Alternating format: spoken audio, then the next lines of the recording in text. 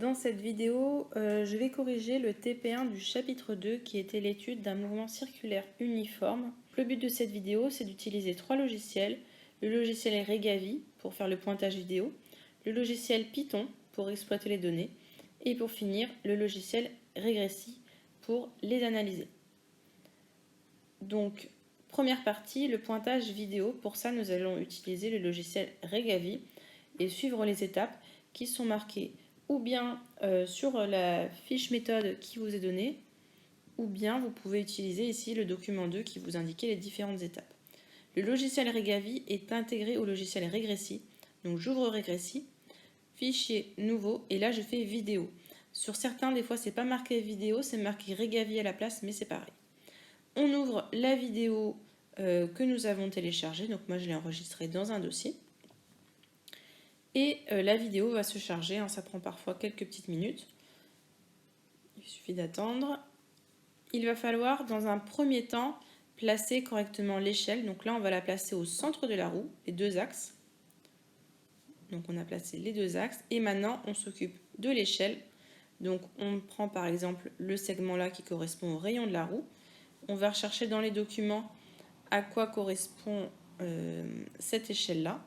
Donc dans le document 2, on vous indique que le rayon de la roue mesure 26 cm. Donc sur notre échelle, on va marquer que ça nous fait 0,26 puisque l'échelle est en mètres. Une fois que c'est fait, nous allons pouvoir procéder aux mesures. Donc on clique sur mesurer et là chaque point, on va cliquer dessus. Des fois quand l'image n'avance pas, il faut avancer d'une image pour que ça marche bien. Donc là j'avance d'une image et des fois par contre ça marche toute seule. Là par exemple ça marche tout seul. Donc vous pointez tous les points, vous essayez de faire ça au moins pour faire un tour de roue. Vous essayez à chaque fois de bien viser le milieu.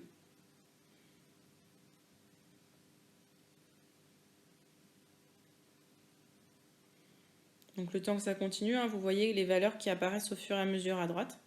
Alors là on ne peut pas en dessous d'un tour. Donc les valeurs à chaque fois de temps, de position selon l'axe horizontal OX et vertical également OY. Donc je fais un petit tour de roue.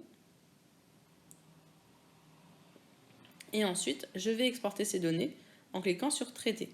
Donc là, les données vont être rebasculées sur le logiciel Regressi. On a le temps, les abscisses, X, et les ordonnées, Y. Donc on a toutes nos données qui sont là. Comme on vous demande d'utiliser Python, nous allons enregistrer ces données sous un format. Donc on utilise bien le nom qui est marqué sur l'énoncé. Si jamais vous vous trompez dans le nom, vous n'aurez pas les bonnes valeurs. Et vous l'enregistrez sous format texte avec tabulation. L'étape d'après, c'est de tracer les vecteurs vitesse et accélération grâce à Python. Donc il vous suffit pour cela d'ouvrir le fichier que vous avez téléchargé. Il va s'ouvrir automatiquement dans Python. Vous n'aurez pas à écrire le programme. Donc si j'ouvre dans Python, il s'ouvre ça. Je vous préviens que ça prend quelques minutes à s'ouvrir. Là, vous voyez ce que j'ai surligné, c'est le fichier que vous avez enregistré tout à l'heure de Regressi. Donc il ne faut pas se tromper d'orthographe. Donc on clique sur la petite flèche verte et vous voyez que ça vous affiche ceci. Vous avez les X en abscisse et les Y en ordonnée. Nous allons interpréter tout ça. Donc la trajectoire, on vous dit que c'est les points qui sont en vert. Nous savons que dans un mouvement circulaire, les vecteurs vitesse sont tangents à la trajectoire. Donc nous en déduisons que ce sont les vecteurs rouges qui sont les vecteurs vitesse. Nous savons également que le vecteur accélération est centripète, donc orienté vers le milieu, lors d'un mouvement circulaire uniforme. Ce qui est le cas dans la plupart des vecteurs. On en voit quelques-uns qui ne sont pas centripètes, mais la plupart sont centripètes. Donc on en déduit que les vecteurs bleus sont les vecteurs accélération. On vous demande pourquoi est-ce qu'il manque des points. Eh bien tout simplement, si vous regardez, pour tracer Vx, et pareil pour Vy, on s'intéresse toujours au point d'avant et au point d'après. Donc x, i plus 1, x, i moins 1. On est donc obligé de commencer par le point à l'instant t1. On ne peut pas commencer à t0. En commençant à t1, on utilise le point t2 et le point t0, ce qui est possible. Pour a, c'est pareil. On doit utiliser, et là c'est encore décalé d'un cran, puisque a, on utilise la vitesse d'avant et la vitesse d'après. Or, la vitesse commence à 1. Donc forcément, A commence à 2. on vous demandait ensuite de commenter, donc c'est-à-dire de mettre des petits textes pour indiquer ce que faisait chaque ligne ou chaque paragraphe. Pour faire un commentaire, il suffit de commencer par un dièse. À partir du moment où vous mettez un dièse, le reste n'a plus aucune importance par rapport au programme. Donc là, la première ligne, il s'agit de télécharger les données qui sont dans le fichier que vous avez appelé données vélo.txt. Donc on télécharge les colonnes T, X et Y. Deuxième ligne, on crée, enfin c'est pas la deuxième ligne, hein, c'est la ligne numéro 6. On va créer les tableaux VX, VY, VZ, VX, VY, AX, AY, qu'on va compléter plus tard. Dans ce petit bloc-là, on va remplir les tableaux VX et VY. Donc à partir des définitions, donc là c'est plutôt des vitesses moyennes. Et on fait pareil pour ce paragraphe suivant, on va compléter les tableaux AX, AY. Le gros paragraphe suivant va créer le graphique. Donc là, on va lui dire qu'on utilise un repère orthonormé, donc les axes sont perpendiculaires et de même valeur pour les vecteurs unitaires. Ensuite, on donne le titre du graphique, le nom et l'unité de l'axe des abscisses, le nom et l'unité de l'axe des ordonnées, et on va donner plusieurs informations. Donc on va dire qu'on va tracer X en abscisse, Y en ordonnée, la couleur sera verte, elle s'appellera trajectoire et on mettra des petits plus. Tout ce paragraphe-là permettra de tracer en rouge les vecteurs vitesse. Donc là, vous voyez, vous avez la couleur. Le paragraphe suivant, on tracera en bleu les vecteurs accélération. Donc là, vous aviez le petit indice, c'était la couleur pour deviner. Et la fin, ça c'est tout ce qui est création du graphique, donc ça on le mettra à chaque fois. Ça lui dit, c'est bon, affiche le graphique. L'étape suivante maintenant, on va analyser les données. On va essayer de proposer une méthode graphique pour vérifier qu'on a bien la relation A égale V carré sur R pour un mouvement circulaire uniforme. Une méthode graphique, en physique, il faut toujours essayer de se rapprocher à une droite, si possible une droite linéaire. Une droite linéaire, ça a pour équation y égale quelque chose fois x, par exemple. M fois x, disons. C'est-à-dire que y et x sont proportionnels. Pour qu'on ait une proportionnalité, il faut identifier la valeur qui est constante. Ici, la seule valeur qui est constante, c'est le R. Donc, ce qu'on pourrait faire, c'est tracer le A en ordonnée et le V carré en abscisse. Et là, on aurait A égale quelque chose fois V carré. Donc, on aurait bien une droite linéaire. Donc, on va aller sur régressi et on va faire ce qu'il faut pour calculer A et pour calculer V. Donc, on va rajouter des colonnes. Vous vous souvenez que Vx, c'est la dérivée de x par rapport au temps. Donc, il suffit de demander à régressi de calculer la dérivée.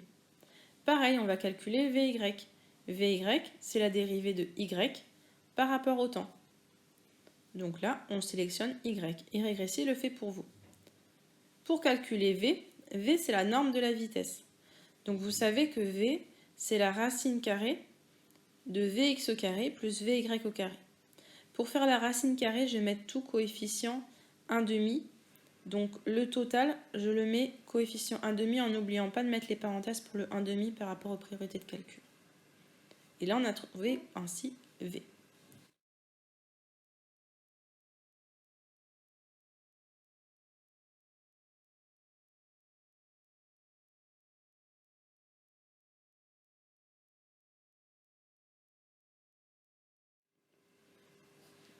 Donc maintenant, on va calculer v carré, donc on lui demande de calculer v au carré, et on va pouvoir s'intéresser à l'accélération A. On sait que AX, c'est la dérivée de Vx par rapport au temps. Donc on va lui demander de calculer AX en faisant la dérivée.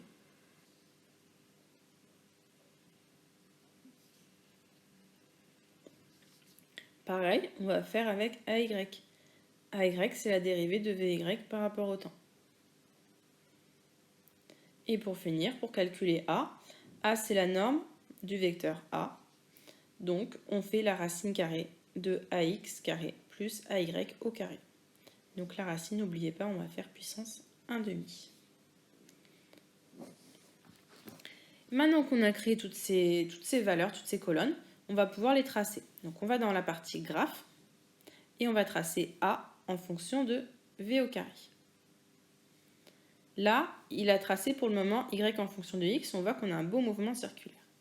Donc en abscisse, on va mettre v carré, et en ordonnée, on va mettre a. Et il va nous tracer tout ça. Alors là, ça ne va pas très bien, surtout sur le début. On a deux petits points un petit peu bizarres qu'on pourrait enlever. Mais on voit que sur la fin, les points sont à peu près alignés. Donc on va créer uniquement en considérant les points qui ont l'air d'être plutôt bien alignés. Les deux premiers sont bizarres, on les enlève. Et on va choisir le modèle linéaire. Et là, vous voyez qu'il vous trace une droite qui passe à peu près par tous les points, sauf les deux premiers qu'on a ignorés. Et effectivement, bon, certains points sont un peu éloignés, mais globalement, on est quand même assez proche du modèle. Et donc là, vous voyez que dans cette zone-là, il vous propose l'expression du modèle. Alors attention, ici, les coefficients directeurs, vous voyez, sont nommés A1, A2. Donc soyez vigilants par rapport à ça. On vous indique en dessous la valeur de A1. Donc là, j'ai recopié la partie de la courbe. On nous donnait l'équation de la courbe et la valeur du coefficient directeur. Et on va voir si on a bien effectivement vérifié la loi. Donc ça, c'est l'équation de la courbe modélisée, de la modélisation qu'on a obtenue. Et on veut vérifier qu'on a bien A égale V carré sur R. Donc on va recopier le cas où cette relation serait vérifiée.